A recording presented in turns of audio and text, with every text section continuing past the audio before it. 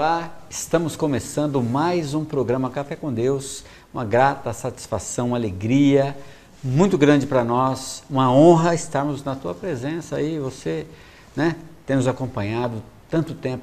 Puxa, que misericórdia de Deus para nós, Ulisses, uma misericórdia sem precedente Sim. de Deus para nós, Beth. Muito bom, tem sido de muita alegria mesmo. Graças a Deus. Tudo isso, eu acho que nós vamos agora nesse bloco, nesse programa, aliás, nesses dois blocos, resumir um pouco de tudo que nós falamos, né?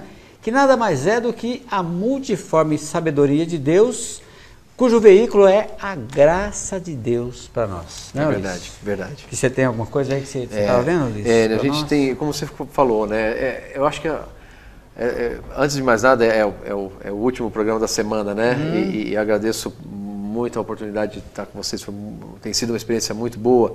E o que nós fizemos aqui foi desfrutar da graça de Deus juntos, né? Juntos com os telespectadores, nós aqui no estúdio. Tal. Somos os primeiros a desfrutar, né? Somos os primeiros a desfrutar, é isso mesmo. E acho que a tônica de tudo que a gente falou nessa semana é a graça de Deus. Amém. E de novo, a graça de Deus é o próprio Senhor Jesus, Aleluia, dado para nós de isso graça, para a gente desfrutar dele, para a gente ganhar dele todo dia. E como a gente viu em Isaías 55, ontem, né, nós vimos Isaías 55, quando a gente desfruta desse Senhor, a gente está bebendo de uma fonte de água que é inesgotável. Sim. E o resultado, Hélio, é alegria e é paz. Amém. Todos nós temos tribulações, problemas no trabalho, em casa, com a família, com o vizinho. A vida humana é igual a problemas, certo? Não tem problema. Mas, com o chefe, né, e aí vai. Mas, se você desfrutar da graça, que é o próprio Senhor Jesus, você vai ter alegria e vai ter paz, como fala em Isaías 55. Amém. Hoje, Enio, eu queria só comentar um pouquinho, aprofundando mais essa questão da graça, não simplesmente para resolver os nossos problemas do dia a dia com o vizinho, com o chefe, com o trabalho, com as coisas seculares, digamos assim. Sim. Mas eu queria mostrar que a graça de Deus é para suprir a todos nós, com Ele mesmo, para que a gente possa viver a vida da igreja como um corpo, ou seja, o corpo de Cristo é a igreja, né? E o corpo é formado por muitos membros, tá certo? Eu tenho mão, eu tenho pé, eu tenho orelhas, eu tenho olhos, eu tenho nariz, boca, né? Mas todos formam um só corpo. Sim.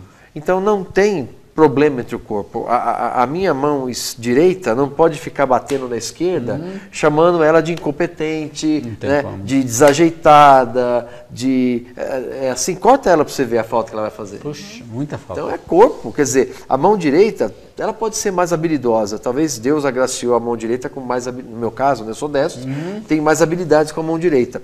Mas de forma nenhuma despreza a esquerda. De maneira nenhuma. Tanto é que quando a direita se machuca, a primeira que vai socorrer é a esquerda. Né? Outro dia eu cortei o dedo, aqui já veio para tampar. Imediatamente. Imediatamente. Por quê? Ela podia pensar, tá vendo? Agora você fica aí falando que eu sou inútil? Sangra! Poderia ter. Mas isso não vai acontecer, porque é corpo. Então, se um membro está feliz, todos se alegram com ele. Se um membro está triste ou está sofrendo, todos sofrem com ele também, porque é um corpo. Né? E isso está em Efésios capítulo 4, eu queria ler para vocês aqui, olha só. O apóstolo Paulo diz assim em Efésios capítulo 4, versículo 1.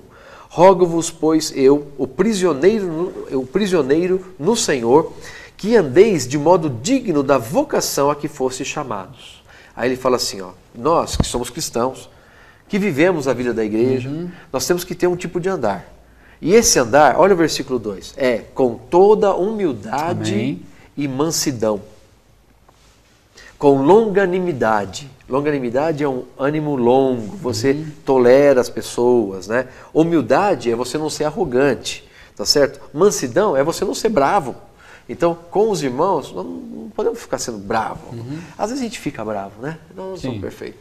Mas o importante é não deixar aquela braveza ficar pro resto da vida. Claro, né? com certeza. Às vezes você ficou bravo, volta logo para o Senhor, que Ele vai te dar paz. Amém. Ele vai te dar alegria e você vai acalmar a sua braveza, né? Suportando-vos uns aos outros em amor. Aleluia. Enio, vou te falar uma coisa, você tem que me suportar, irmão. Em amor, você tem que me suportar, tá? Amor. E eu Isso tenho mesmo. que suportar também. Isso porque, mesmo. de novo, são membros do corpo, né? Aí ele fala no versículo 3, esforçando-vos dessa forma, né, diligentemente, por preservar a unidade do Espírito no vínculo da paz. Quem está em mim, está em você e está em você é o Espírito de Deus. É o vínculo da paz. É o vínculo da paz. Então, não pode ter divisão no corpo. Aí, no versículo 4, ele fala, há somente um corpo e um Espírito. Ele fala de vários uns aqui, né? Mas eu só queria mencionar que ele fala que há somente um corpo e um Espírito. Então, veja, nós somos todos membros do corpo de Cristo. Amém. Então, a graça foi dada para mim, como foi dada para você, foi dada para ela, foi dada para você. A graça é o próprio Senhor Jesus dado para nós desfrutarmos. Agora, quando essa graça vem para nós, a gente desfruta do Senhor Jesus, Ele traz um dom. Por exemplo, o dom de ser mão, o outro é dom de ser o pé, o outro é dom de ser a orelha, o outro é dom de ser o olho, o dom de ser a boca, o dom de ser o nariz. Cada um, Deus coordenou direitinho e colocou cada um no corpo conforme Ele quis, conforme lhe apraz, conforme Ele quis. Então, nós no corpo precisamos ter muita paz, tá? Precisamos olhar para os irmãos com um olhar de que, não de desprezo, não de rejeição, mas como fala aqui, com longanimidade, com mansidão, tá certo? Suportando uns aos outros. Aleluia. Isso é corpo. E um exemplo que tem na Bíblia e que nós temos desfrutado também nesse livro, O Alimento Diário, né, que eu já falei para vocês, dá o exemplo de uma pessoa chamada Barnabé. Barnabé e Paulo, o apóstolo, eles eram apóstolos, né? O apóstolo Barnabé e Paulo, eles saíram ali pregando o evangelho, primeira viagem missionária, muitas igrejas levantadas, mas também teve muita tribulação. Muita tribulação. Teve muito problema na primeira viagem, teve naufrágio. Rapaz, tem coisa assim que quando você vê ali a primeira viagem dele, você fala, eu não queria estar nesse barco não, porque verdade. A coisa foi difícil. Tinha um primo do Barnabé chamado João Marcos, e ele, por causa de todo aquele sofrimento da primeira viagem, ele jovem foi embora, ainda? Ele era jovem. Foi embora. Ele falou, eu acho que ele pensou, onde eu fui amarrar meu burro? Não, aqui não. Ó, vou embora. Não vai dar para mim. Ele foi embora. E foi embora, voltou para casa da mãe. A mãe Maria, depois a Beth vai falar de Maria, né? Como ela era. Eu vou falar mais do Barnabé, né? Quando ele foi embora, logo depois, o Barnabé e o Paulo iam para a segunda viagem missionária deles. E aí o Barnabé falou, vamos levar o João Marcos. O Paulo falou, não, esse aqui nos abandonou, não vou levar não. Mas aí, Barnabé falou, não, vamos dar uma chance, vamos levar ele. Sabe por quê? Eu creio o seguinte, a Bíblia fala que o Barnabé era um homem bom, cheio do Espírito Santo e de fé. Eu creio que ele olhava para o João Marcos, ele tinha falhado, tadinho, mas também que sofreu, né? Sim. Mas ainda assim, por melhor ou pior que ele tivesse sido, o Barnabé não rejeitou. O Barnabé olhava para o João Marcos e pensava assim, eu creio, sabe? A graça de Deus, ele está desfrutando do Senhor Jesus, essa graça vai transformar esse menino. Vai lapidá-lo. Vai lapidar. E a prova só para concluir, que ele mais tarde se torna, se você for ver na sua Bíblia, você vai ver que ele se tornou um cooperador de Pedro. Sim. Tanto é que o Evangelho de Marcos, foi Marcos que escreveu, mas provavelmente foi o Pedro, apóstolo Pedro, que ditou, tá certo? O Marcos escreveu.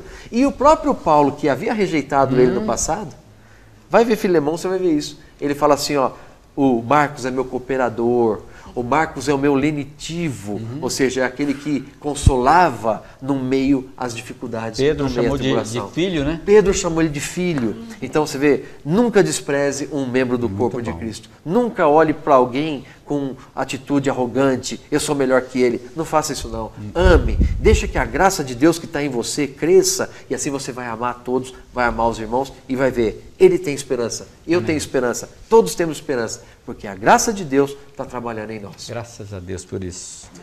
Beth, eu quero deixar para você boa parte do próximo bloco, para você falar que essa experiência de oração, essa experiência de mãe, isso é muito importante. Sim. Com certeza vai edificar muito as mães, os pais, as pessoas, os responsáveis, né, que estão lá. Eu queria só terminar dizendo um versículo que você, quando você foi falando, me lembrou, que está em Efésios 2, versículo 17, fala assim, e vindo evangelizou paz. Amém. Amigo, se você precisa de paz, é Ele. Sim. É Ele que supre. E vindo evangelizou paz a vós outros que estáveis longe. Amém.